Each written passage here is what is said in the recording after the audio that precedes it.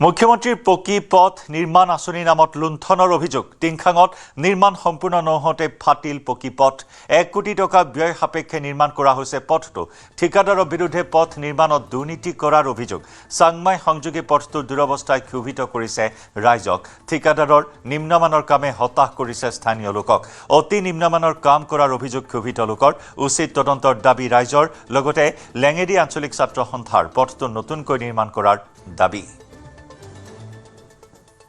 পকী পথটো সম্পূৰ্ণ হোৱা নাই বনাই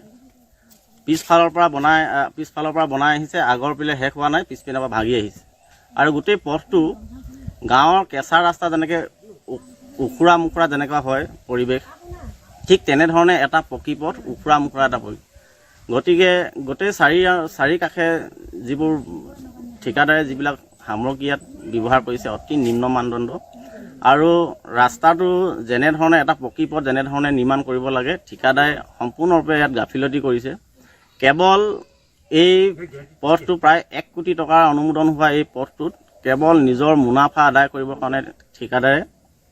অতি নিম্ন মানদণ্ডভাৱে কৰি কামটো সামৰণি কৰিব বিচাৰিছে